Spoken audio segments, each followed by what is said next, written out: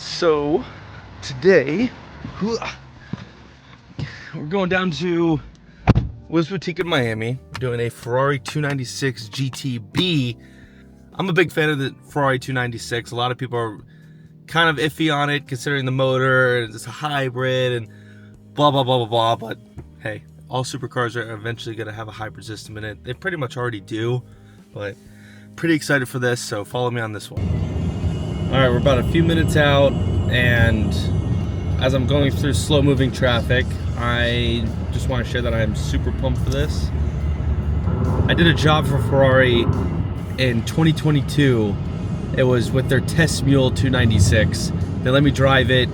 It was weird to put it in words, but it honestly sounded like it had that signature twin-turbo V8 with like a mix of a tone of like a V12 in there, only come to find out that the audio of the motor and the artificial sound was going through the speakers, and that was really brief. It was like a 2-hour session with the car, and then that car ended up going onto the Miami GP track and did like an introduction pace lap with, I think, like Carlos Sainz or something.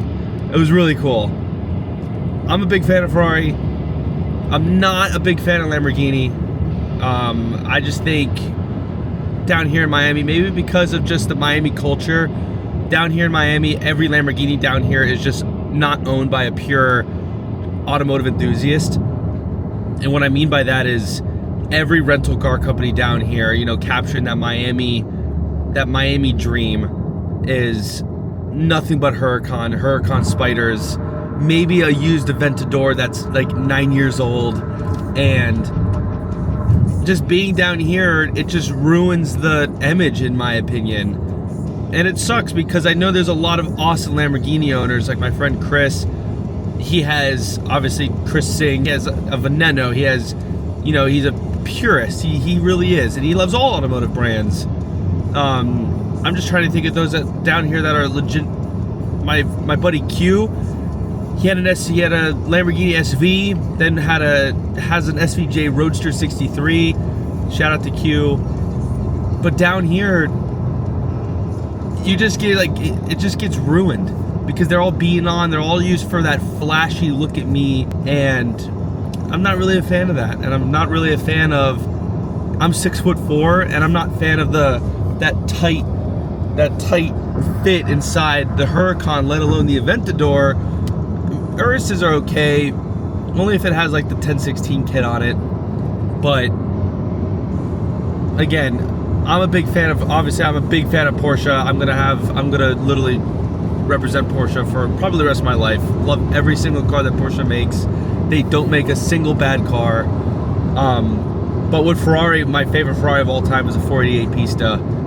I've driven so many of them, photographed so many of them, videoed so many of them. Every spec that comes in one, you can't hate on it. If it's yellow, silver, the stripe color, the carbon, if it's lowered, if it's not lowered, I just think the 48 piece is one of the nicest Ferraris ever made. And I know that's showing my age. You know, I'm only 28, but you know, obviously everybody likes the F40s. Some people like F50s, some people like Enzo, some people like LaFerrari, some people like, you know, I could go down the front engines. I could do the F12, the 812. My good friend Marco has had 2 812s, and now he wants to get his third one.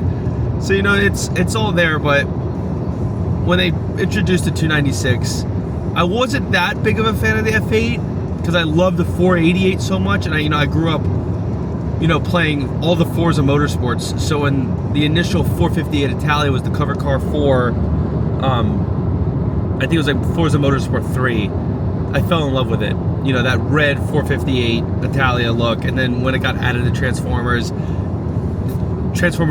and I think I was in high school, let alone like middle school when that movie came out.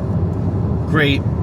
So when the 488 came out with the twin turbo V8, and then they announced the Pista and everything, loved it all. F8 was kind of like, you know, shout out to Brooks at Drag Times. He got one of the first F8s way back when I did a photo video shoot on it. I loved everything about it. Loved the rear end of that car. But that front end, I was like, okay.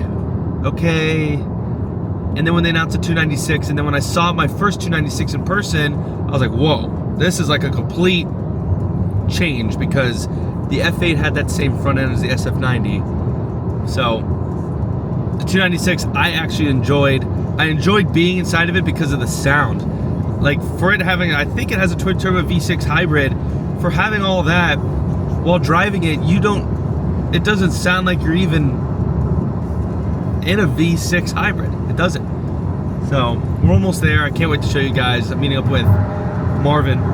Yeah, he works for Wheels Boutique. He handles all the content for him. He's gonna meet up with me there. He's gonna grab the car so I can get rollers, both photo and video of it. I'm really excited for it, so cannot wait for you guys to see. Okay, we are here, and there she is.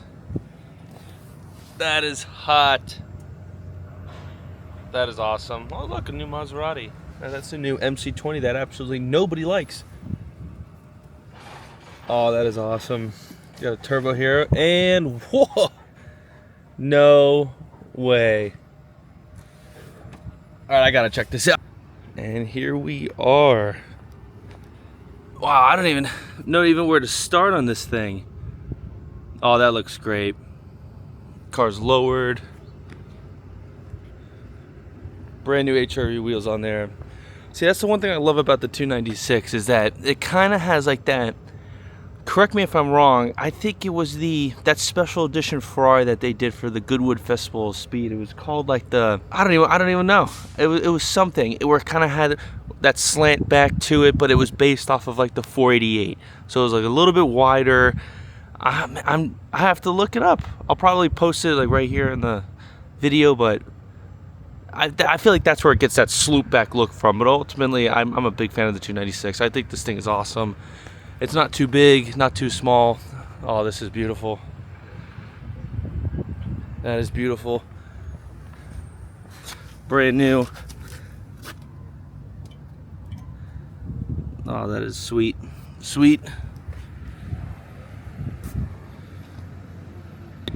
Now, as I was over here, as I pulled in, you guys saw that Cybertruck. I just have to touch it. It honestly feels like a refrigerator. Dude, look at this thing, is huge. You have brand new GT500. This thing is huge. Not even just by width, just by length. Look how long this is.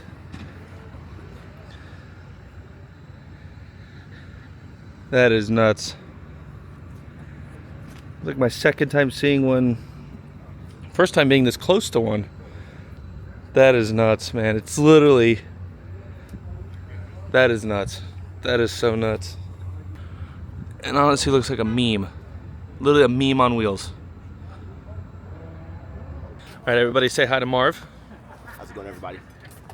And so Marv, just for correction, the 296 is a twin turbo V6, right? Yeah, Ferrari hit their heads and decided to go with a V6 motor twin turbo. This does have the electric motor assist adapted to it, so we call it the baby SF90. Did you guys put an exhaust on it or no? No, okay. So this will be stock exhaust, stock cold start. Stock cold start, 100% new Ferrari V6. Awesome. As it is. And these things are hard to get. I kind of said earlier in the video that 296 are kind of difficult to get, or that you have to buy a 296 in order to get the future supercar. Yeah, well, you're seeing them pop up more. You will see more people start owning these. Nice. As far as the difficulty to get, I mean, everything's for sale, so it really matters. One thing I could say for sure is we didn't see a large gravitation to this car when it You are correct. You are correct on that. Now, as things change, the market changed, this is the replacement, so you will start seeing more. And more importantly, you know, you're going to see more, especially because we have one here modded. Now, would you rather have this or an F8? Oh, come on, bro. Really? F8? What? What? F8? All right, let's hear this thing. F8, I'm super stoked for this. Hybrid mode.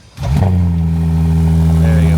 Now you're gonna tell me that sounds like a V6. No, it does not. Maybe a little.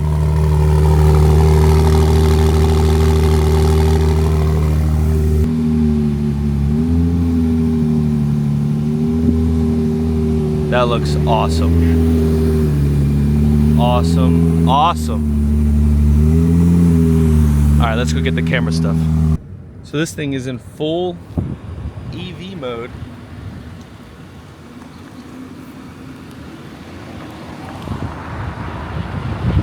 We just got to location.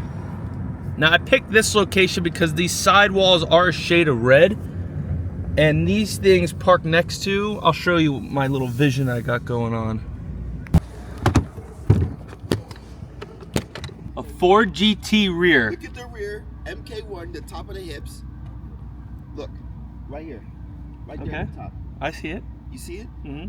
That's a Ford GT, MK1. Sounds like one too. Yeah? Sounds like an EcoBoost. Kidding. Use the 128 250 because we're gonna do rollers after. So I picked this location because of the car and the red paint, the red brakes, all matching with the wall. I feel like the contrast we really want. I can manipulate the wall to definitely match the car itself. So everything will be very color selective. The good old Ferrari. Walk away with the key and it lets you know. Key is in a bag. I'm loving these new Ferrari keys. Ugh. And we're in. Look, I could openly, freely spread my legs, not be so cramped. Like I told you guys about Lamborghini. I take back what I said. I'm not a huge Lamborghini fan. The Reventon's the greatest Lamborghini of all time. Probably with the Veneno closely after it. But those cars are so rare, I probably will never see or drive one ever in my life. So I'm gonna stick with being a Ferrari or Lamborghini fan. I will be a Ferrari fan. It's like a little mini SF90. It's literally what this thing is.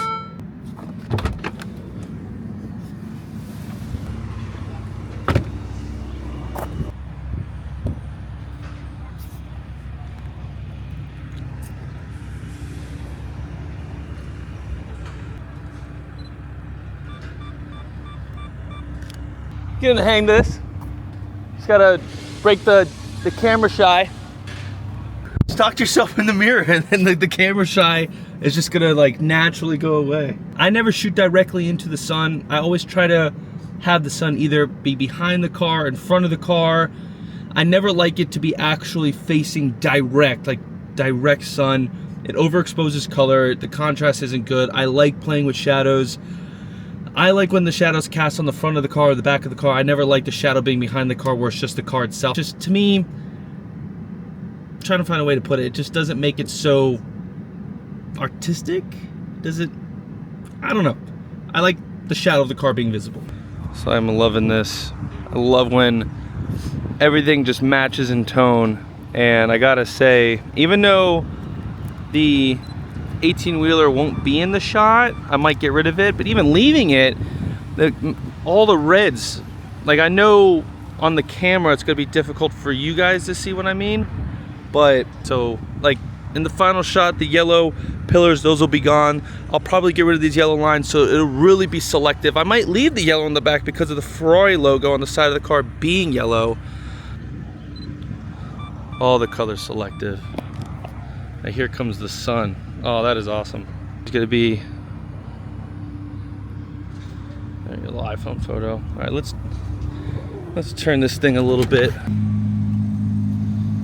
Okay, so we're gonna get some wheel shots of the HRE logo straighten on. How are we looking? Nice. Gotta say, man, those HRE wheels, good choice. Shout out to the owner, good friend, Katen. Lives out of state, brought the car down here to get worked on. All right, Marv, let's go do some rollers. Yeah. Okay, so I'm swapping lenses. Tackled this shoot with the 24-70 f2.8 from Sigma. Good lens, but now I'm switching over to the 24-105 for my rollers. Love that one. This one has the not only does the A7R have the in-camera stabilization, this one also has the lens stabilization, so it's using both proactively so I can get that awesome rolling shot. Let's go east. No, west.